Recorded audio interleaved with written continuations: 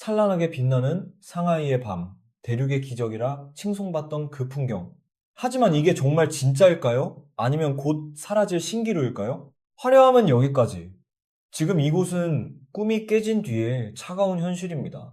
도시는 참 잔인한 신랑 같아요. 우리 농민공 신부들에게 다이아몬드 반지라도 끼워줄 듯 유혹하더니 결국 산더미 같은 설거지만 시키고는 짐 싸서 나가라고 등을 떠미네요. 한때는 고향 갈 생각에 설렘이 가득했던 후난성 버스 터미널.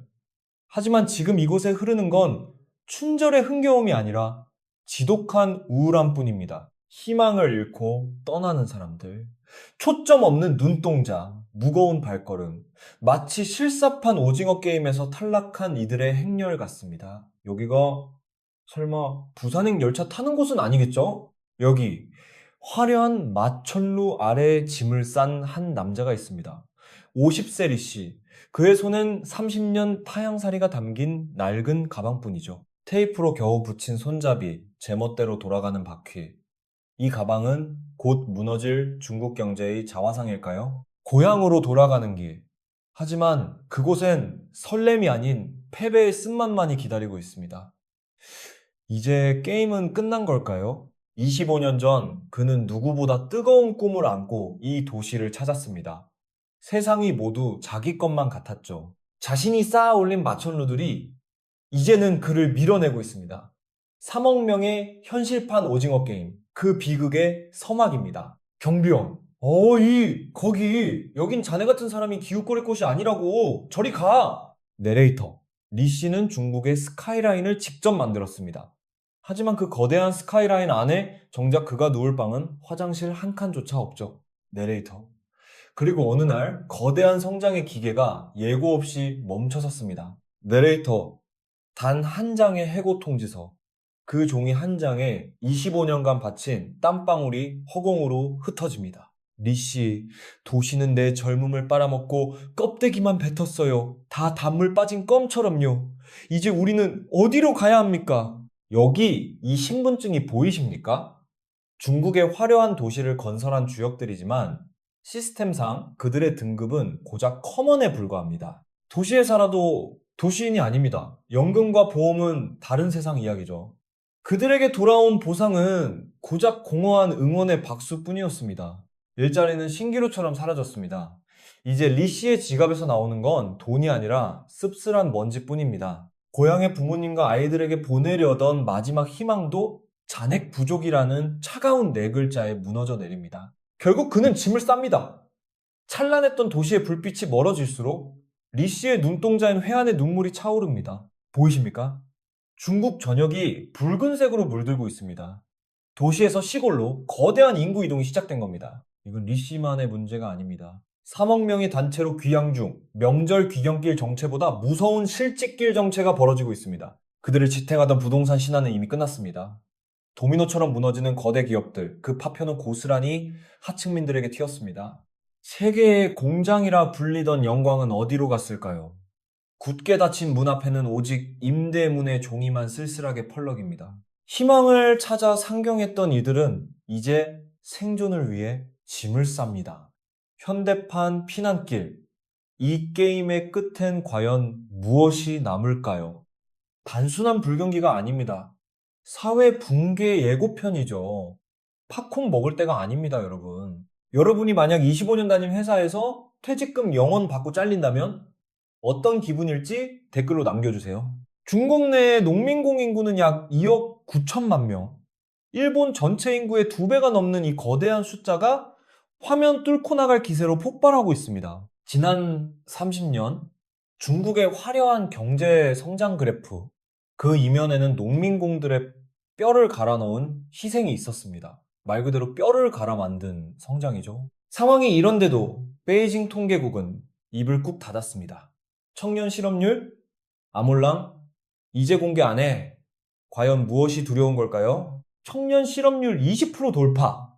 화면에 빨간 경고등이 켜졌습니다. 하지만 중국 정부는 해결책 대신 통계 비공개라는 황당한 카드를 꺼내 들었죠. 부모님은 농사 짓기 싫어 도시로 왔지만 그 자식들은 대학 졸업장을 따고도 배달통을 댑니다. 농민공 2세들의 슬픈 자화상이죠. 월급은 제자리인데 물가는 미친 듯이 뜁니다. 보십시오. 힘들게 번 돈이 날개를 달고 로그아웃하고 있네요. 더 충격적인 건 이 데이터입니다. 도시로 들어오던 노동자의 행렬이 사상 처음으로 꺾였습니다. 도시가 사람을 밀어내기 시작한 겁니다. 도시가 이제 배가 불러서 더 이상 사람을 못 먹겠답니다. 완전히 체한 거죠. 이제 농민공들에게 남은 건 짐을 싸는 일 뿐일까요? 우리 부모님요? 평생 공사장에서 흙먼지 마시며 일하셨어요. 저 하나 대학 보내는 게 그분들 인생의 유일한 훈장이자 희망이었거든요. 죄송합니다. 현재 신입 채용 계획이 전혀 없습니다. 다음 분 들어오세요. 결국 이렇게 될 거였으면. 부모님은 가난에서 탈출하라고 저를 도시로 보내셨는데 저는 결국 빈손으로 원점 회귀했습니다. 이게 무슨 잔혹한 RPG 게임입니까? 어제까지만 해도 돌아가던 기계가 멈췄습니다. 사장님은 월급도 안 주고 야반 도주했네요. 이제 우린 어디로 가야 합니까? 자존심이고 뭐고 다 버렸습니다. 당장 오늘 저녁 끼니를 해결하기 위해 쓰던 냄비와 옷가지까지 길바닥에 쏟아놓은 처참한 현실입니다. 기차표 한 장 살 돈이 없어 수백 킬로미터 고향길을 맨발로 걷는 이들도 속출하고 있습니다. 다해진 신발이 현재 중국 경제의 민낯을 보여줍니다. 성공해서 돌아오겠다던 아들이 야반도주하듯 짐을 싸들고 나타나자 손주를 돌보던 노부모의 얼굴은 경악으로 물듭니다. 할아버지, 할머니는 앞날이 막막합니다. 매달 오던 용돈이 끊긴 것도 서러운데 이제 백수가 된 자식 식구들까지 뒷바라지하게 생겼으니까요. 화려했던 경제성장의 불빛은 꺼졌습니다. 3대가 모인 밥상엔 깊은 한숨과 소박한 반찬 한 그릇만이 남은 현실판, 오징어 게임의 현장입니다. 이 모든 비극의 뿌리에는 호구라 불리는 거대한 장벽, 후커우 제도가 있습니다. 14억 인구를 1등 시민과 2등 시민으로 철저히 나누는 현대판 계급 사회의 결정판이죠. 세금은 똑같이 내지만 혜택은 하늘과 땅 차이입니다.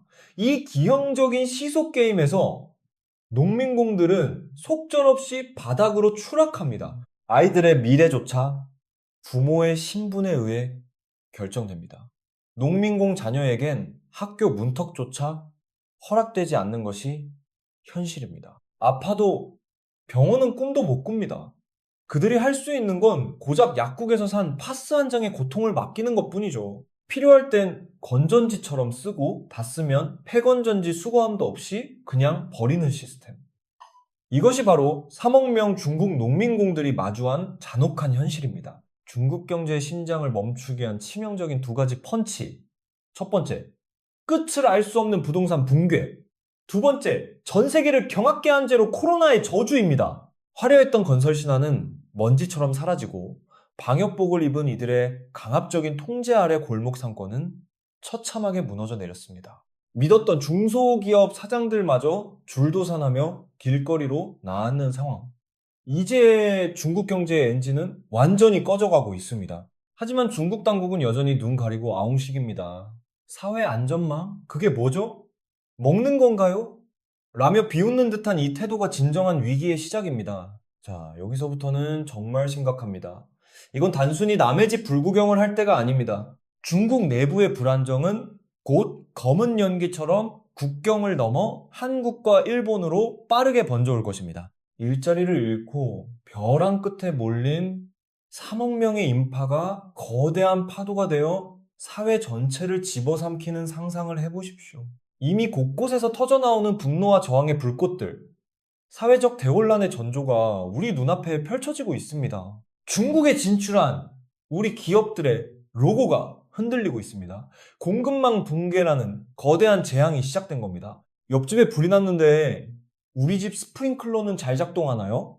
남의 일이라 생각할 때가 아닙니다. 이것은 시스템의 잔혹한 교훈입니다. 사람을 차별하고 끝까지 쥐어짜면 결국 터지게 되어 있습니다. 호황기라는 화려한 포장지에 가려져 있던 썩은 환부가 경제 위기라는 칼날에 터져 나오고 있습니다. 마치 고름처럼 말이죠. 도시에서 밀려난 리 씨가 고향 마을 어귀에 도착했습니다. 하지만 그를 반겨주는 이는 아무도 없습니다. 정막만이 가득합니다. 여러분, 이건 성공해서 돌아오는 금의 환영이 아닙니다. 갈 곳을 잃은 이들의 처절한 절망의 이사입니다. 리 씨가 짐을 쌌습니다. 하지만 가방 안에서 쏟아져 나온 건 옷가지가 아니었습니다. 평생을 바친 국가로부터 돌아온 배신감, 그리고 텅 빈 주머니가 주는 허탈함 뿐이었죠. 도시에 빌딩을 올리던 농민공들의 눈빛을 보십시오. 슬픔은 이제 날 선 분노로 변하고 있습니다. 이들의 침묵은 폭발 직전의 압력 밥솥과 같습니다. 화려한 GDP 성장률이라는 빙산의 일각 아래 거대한 해골의 산이 쌓여가고 있습니다. 성장의 열매는 누구의 희생 위에 세워진 것입니까? 공급망의 붕괴, 그리고 3억 명의 실직. 이것은 강 건너 불이 아닙니다. 우리 경제를 정조준한 시한폭탄의 타이머는 이미 멈추지 않고 돌아가고 있습니다. 3억 명의 목소리 없는 비명, 이 소리가 들리시나요? 이제 고름은 터지기 시작했습니다. 우리는 과연 준비가 되어 있습니까? 화려한 마천루에 가려진 어두운 그림자, 지금 중국에서는 3억 명의 오징어 게임이 실제로 벌어지고 있습니다. 평생을 바쳐 일한 직장에서 짐을 싸는 사람들. 농민공들의 분노는 이제 단순한 아우성을 넘어 거대한 해일이 되어 돌아오고 있습니다. 성장률이라는 빙산 아래 숨겨진 실업과 부채의 위기.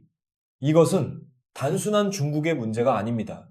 우리 곁으로 다가오는 시한폭탄이죠. 중국 경제가 멈추는 순간 도미노처럼 연결된 한국 경제는 과연 무사할 수 있을까요? 중국의 위기, 과연 한국 경제에는 기회일까요? 아니면 재앙일까요? 여러분의 선택은 무엇입니까? 지금 바로 투표에 참여해주세요. 여러분의 날카로운 분석과 생각을 댓글로 남겨주세요. 제가 다 읽어보겠습니다. 틱, 틱, 펑.